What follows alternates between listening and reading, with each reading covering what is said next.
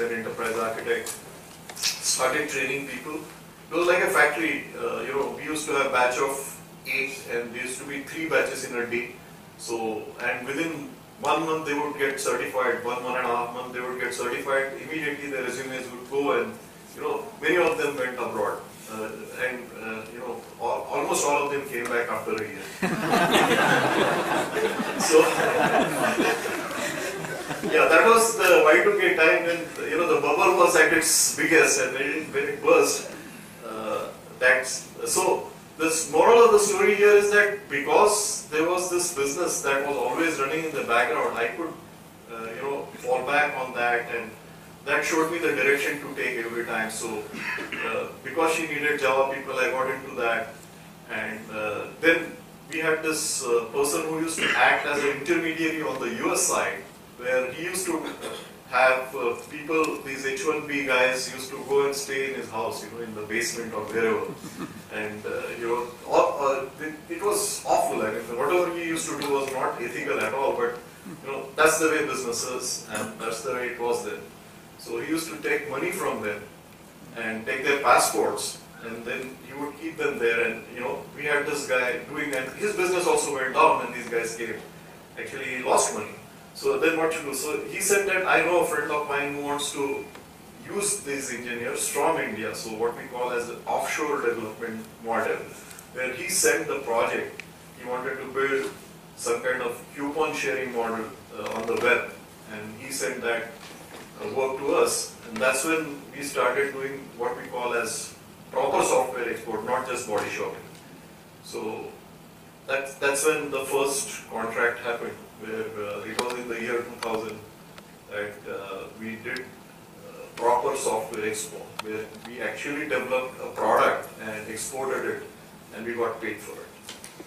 Okay, and just to kind of highlight one aspect, essentially the workforce that you relied on kind of as a first execution team and stuff like that were people that you had anyway built a rapport with and a relationship with. So essentially from a previous business, completely different activity. Yeah, I mean, these were my students, right? I mean, I had got them Sun certified, I taught them what the first few steps with them, so they were my students. So naturally, first of all, I didn't pay them. We used to order pizza, and and we used to get a lot of interesting code. So that was the thing, like payable, whenever, if able, right? And students were happy. It was like there used to be, many 20, 30 of my students practically living in my house. So we have a home office on ground floor, and they used to be there late night till 1 a.m., 2 a.m. doing stuff. So it used to be fun. It was very exciting those days. So my students were again a big contribution to my success, because they were really thankful that I had mentored them, and they were not against me because they went there and then they had to come back. They knew that the circumstances forced that thing to happen. So, and anyway, there was nothing to do, so might as well help me. Okay. Yeah. So now probably is the right time to revisit the story that you were talking about a little while ago about trying to build a product company and trying to boil the ocean. So could you throw some light into how did that idea? Yeah. So that was before 9/11 that we were getting these contracts, and then 9/11 happened. So things were bad to worse. So these guys had come back, and we were just about getting contracts. We worked with Cyberdraw and with First Guarantee. These were the only 2 contracts we did, and this 9/11 happened. After 9/11, the entire business went bust, and we didn't know what to do. So I had these people here, and I had my partner there who had by then made some money. So he said, okay, let's build a product. And what product? So there again, it was, when there's this American guy asking me, I have money and I want to build a product, I was like, I was so excited. Okay, I got onto the drawing board and said, okay, now there is computer communication happening. So let's use that for all the purchase orders and all the invoices. Instead of sending it by email or whatever, you might as well have them flow from ERP system to ERP system, kind of, machine to machine communication using cross-enterprise performance management dashboards and all that. So it was a big idea, balanced scorecard for every. So we had thrown in everything. Actually, we were getting these buzzwords from. So that was another mistake that we made. That instead of listening to what the customers were saying, we were doing rounds of VCs because we wanted to raise money. And the VCs used to say different buzzwords, right? Does it do this? And we used to say yes. And then you would go back and then start doing it. And then next Monday, you have to go and show it to them. So that kind of, left us with something that was a hodgepodge of different things, different ideas. And as I said, it was like equivalent to boiling an ocean. We had got funding. After a lot of effort, we got seed funding of $500,000 but it was nothing for as compared to the size of the product that we were trying to build. So, these guys said this is kind of not going anywhere. So you guys are good. We trust you, your ability, but what you're trying to build is something where we don't have deep enough pockets to support you guys in this, but we have several other portfolio companies where we have invested our money.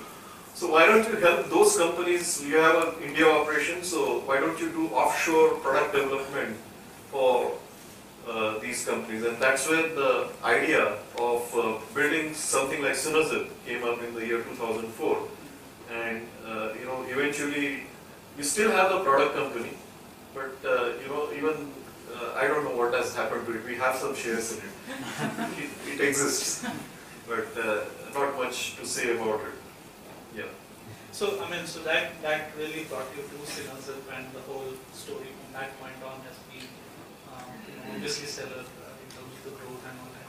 So any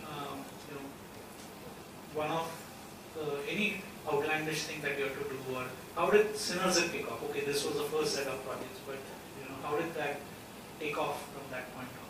Yeah, so Synerzip was, where we had to fulfill the expectations of American customers of what a software development company would look like. Now, what we had was a bunch of students working from the ground floor of my house. That's not their idea of what they think of a software development company. So they require, a proper organization and, the expectation. So we had this thing where we were able to kind of get someone interested in us. So this was a company called DataCert out of Houston. And they said that, look, we have someone who's coming to India and he's going to visit your office. And he will take a look at, and he'll meet some of the team members that you have, executives. And I said, office team? But these were the questions. So someone could have said that this is illogical. I mean, how can I create an office and a team in a week or 2 weeks time? Right? I mean, how the hell can I even show that? So my partner said, do something, man. I mean, he's going to come and he's going to visit your office and he has to see your team. Otherwise, it's not going to go anywhere. I said, no, my creative juices started flowing. So my friends were there. So I asked Giri, can you be my QA manager? He readily agreed. Right. Then I had a few other friends. So we had a QA manager, and then Milind was delivery, and then there was one student who had come back from the US, and she was slightly senior, so she became one of the developers. And like that, Satish Talim was there, so he also became the architect or whatever. And we printed business cards, right? We printed, Giri, I still have your business cards. We printed business cards, and I called all these people in a restaurant and said, look, let's rehearse. This guy's going to come in, and he's going to talk about Agile. I don't know what is Agile. And Giri knew. Giri said, yeah, I know what is Agile. I'm going to talk. So he had a nice presentation. I said, okay, Giri, you're going to present.